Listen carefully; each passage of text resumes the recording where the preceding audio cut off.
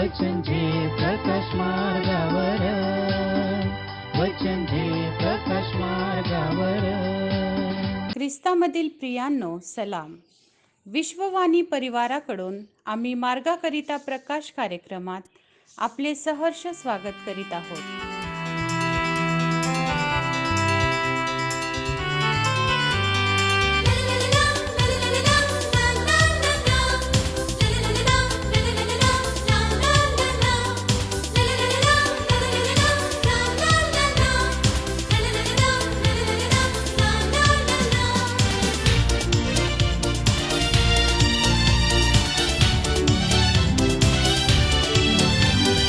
जिवंत आहे येशू, जिवंत आहे माझ्या हृदयी, येशू जिवंत आहे.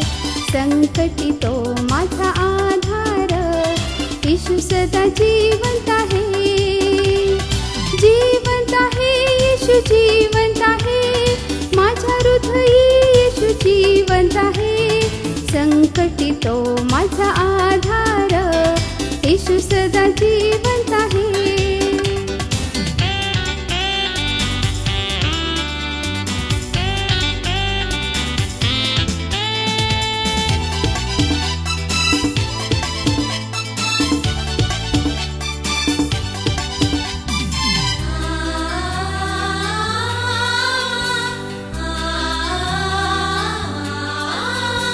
त्याच्या शब्दाने तांबडा सागर दुभागला, भिंत ही यरीहोची ढासळली.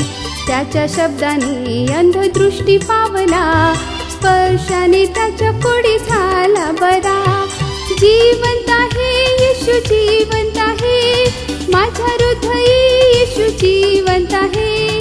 संकटी तो माझा आधार, येशू सदा जिवंत आहे.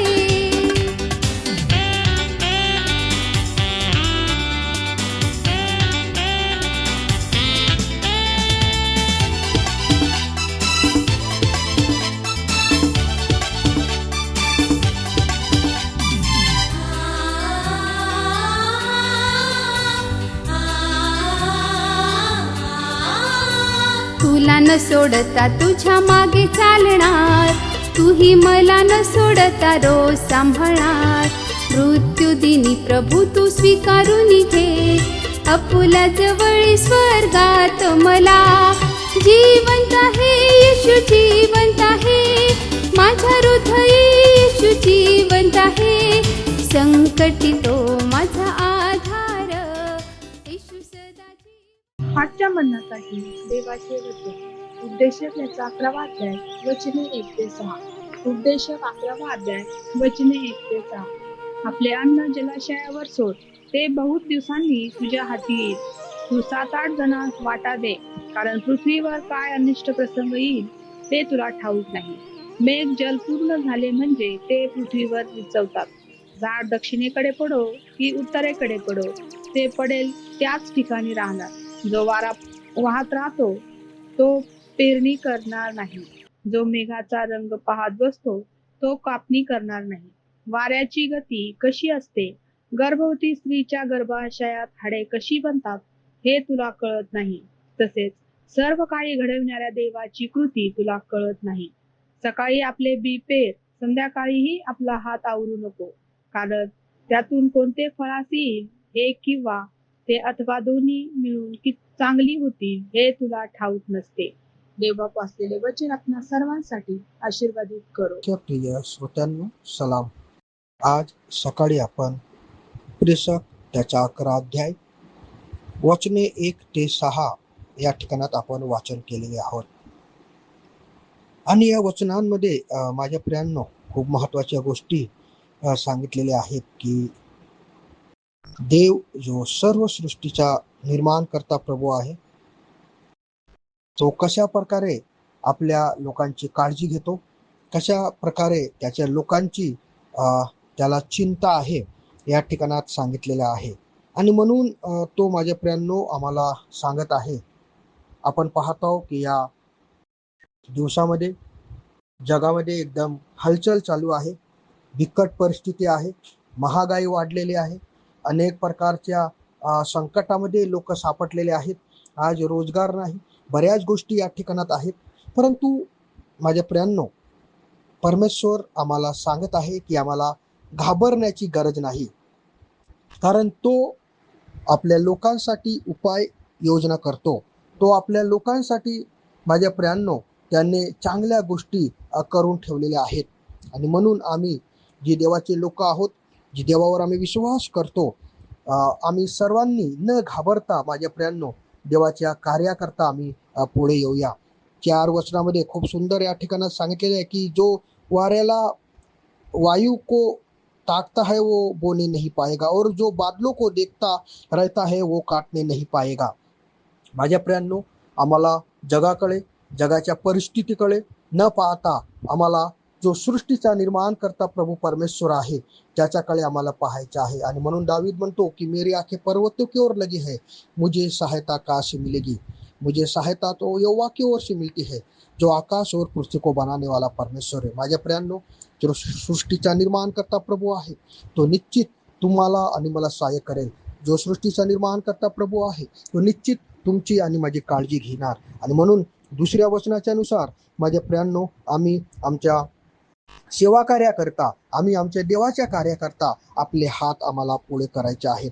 आम्हाला देवाकरता माझ्या प्रियांनो द्यायचं आहे. देवाकरता माझ्या प्रियांनो आपली मुठ्ठी खोलायची आहे. जितकं आम्ही देवाच्या कार्याकरता, जितकं आम्ही देवाच्या सेवा कार्याकरता माझ्या प्रियांनो पेरू, तितकं जास्त माझ्या प्रियांनो आम्ही कटणे करू. आणि अशा परिस्थितीमध्ये आम्हाला माझ्या प्रियांनो ह्या दिवसामध्येच आम्हाला माझ्या प्रियांनो देवाच्या कार्याकरता आम्हाला पुढे यायचं आहे.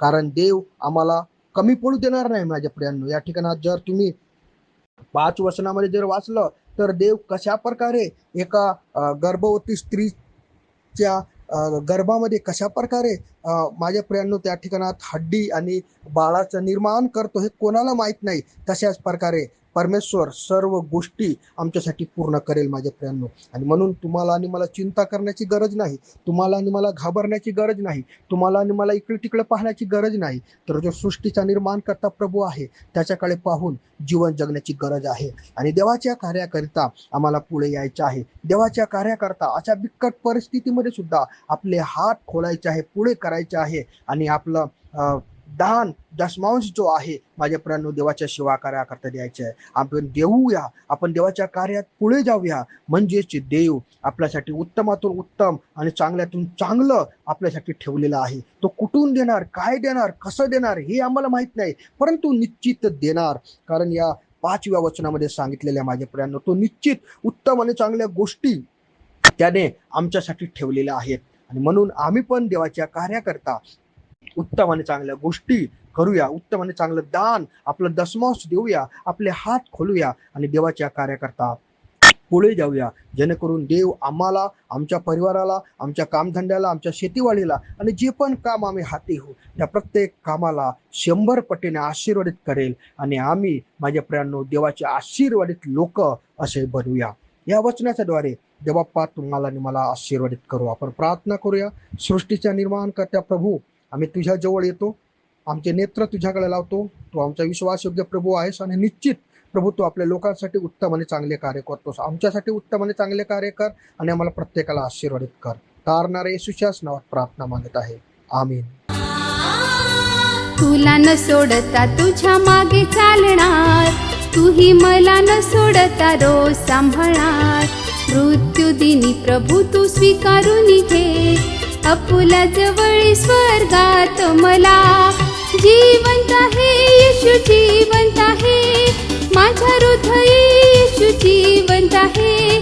संकटी तो माझा आधार, येशू सदा जिवंत आहे.